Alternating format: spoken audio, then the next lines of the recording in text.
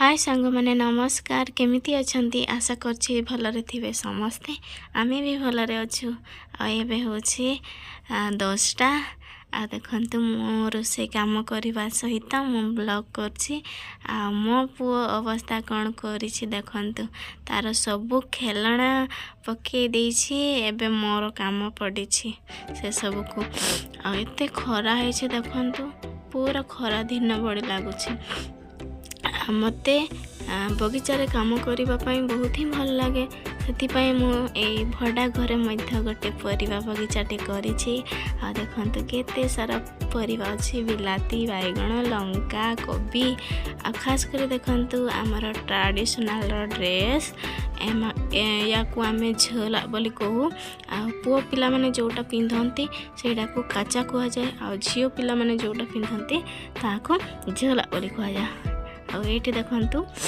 बाइगण केते सारा बाइगण बहुत ही फड़ुथिला देखंतु एठी मु चारा लगे देछि गोटे चारा पाई रखिछि या को आसंता वर्ष लगेबा आ केते सारा फड़ होछि देखंतु बाइगण एठी होछि हमर सदा बिहारी फूल यार भी किसी मेडिसिन उपकारिता अच्छी ये सेबती फूल तुलसी भल भल गछ अच्छी आ चलतु देखा आमर पियाज बगीचा एटा देखंतु आमे लगेछु पियाज दीटा बाड़े लगाई माने दीटा कौन आम सांताड़ी कहते केदार आ देखंतु केते बड़ बड़ हो जाइछि पत्र पियाज साग आ देखंतु एठू ही पियाज हेबो हमर आ एठी अछि आड़ू आ एटा देखंतु बुदाड़िया हो जाइछि सेबती फूल सदा बिहारी फूल आउ एबे मु पियाज साग टिके खाउछि एमती खाइबो भारी मजा टिके हल्का टिके राग लागे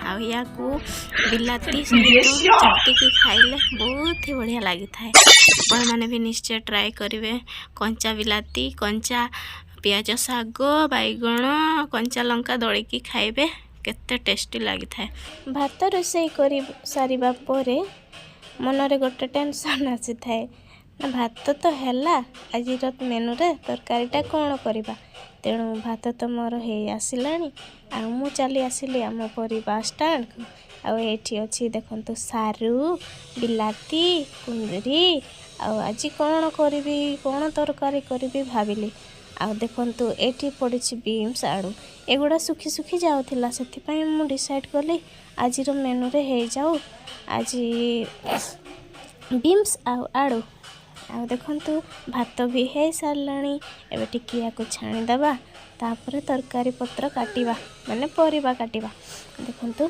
आमर छोट छोट माने 2 जनक पई छोट हांडी रे भातटी बसई थिलु फाइनली हो गला भात कंप्लीट आ एबे मु आलू आ बीन्स रो गोटे नुआ रेसिपी करबा पई जाउछि आलू आ बीन्स रो भजा तो खाइथिबे हले आलू आ बीन्स रो माने जो झोड़ तरकारीटा आज कर डिसाइड कली देखंतु काटा सरीगला देखंतु बीन्स आलू आज रेसिपी टिके अलग प्रकार हे देखंतु कढ़ा मु बसई देली ए देखंतु सरिष तेल कटा होइथिबा परिबा बिलाती आ एटी छेंची थिबा छेंचुची अदा आ रसुण तेल पकेली तेल गरम होला परे एबे पकेबा सुखिला लंका मु गोटे ही पकाउछि काहेकि ना बहुत ही राग ए लंका आ पुओ खाई पारिबनी आ छेंचुथिबा पियाज रसुण अदा को मु पके देली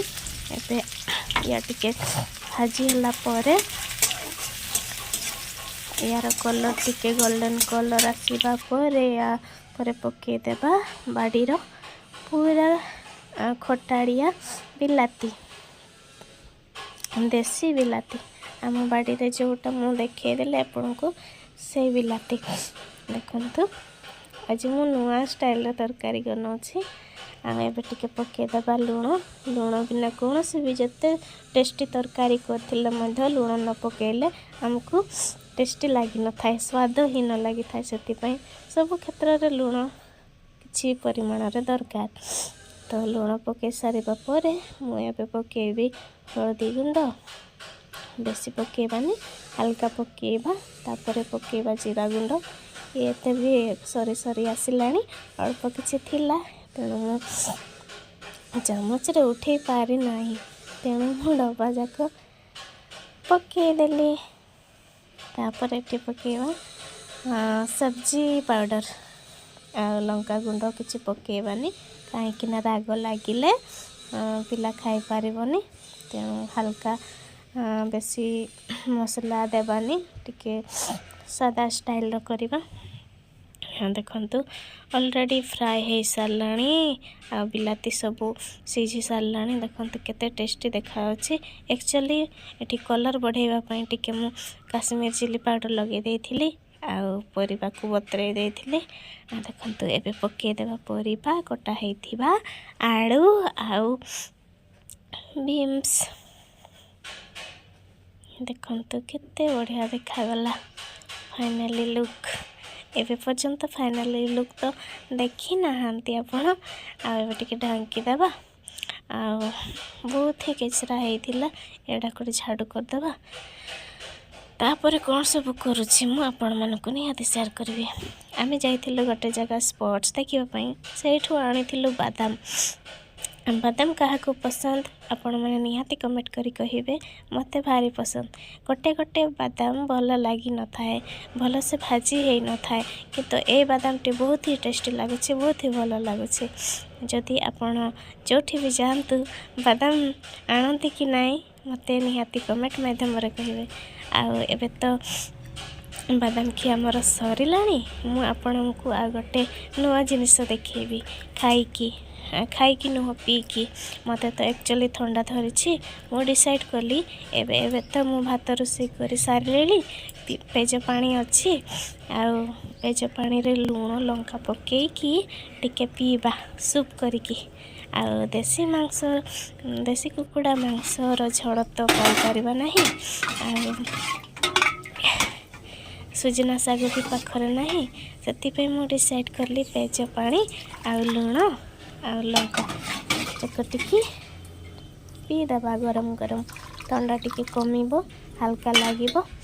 ଦେଖନ୍ତୁ ଏଇ ମୁଁ ନେଇଗଲି ଏତିକି ପେଜ ପାଣି, ତା ସହିତ ପକାଇଦେବା ଲୁଣ ଟିକେ ଦେଲେ ଭଲ ଲାଗିବ ସ୍ୱାଦ। ଆଉ ଏଇଠି ପଡ଼ିଥିଲା ଗୋଟେ ଲଙ୍କା, ଏଠି ଚକଟି ଦେବା ଟିକେ, ବେଶୀ ଦେବା ନାହିଁ, ନହେଲେ ଗରମ ପାଣି ତା ଉପରେ ପୁଣି ଲଙ୍କା ଝାଡ଼ା ହେଇଯିବ।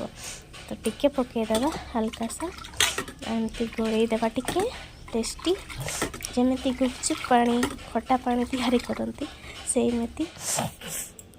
ଏବେ ଟିକେ ପିଇବା ଚାଲନ୍ତୁ, ଟିକେ ହାଲକା ଲାଗିବ, ନାକ ସାରା ଜାମ୍ ହେଇଯାଉଛି।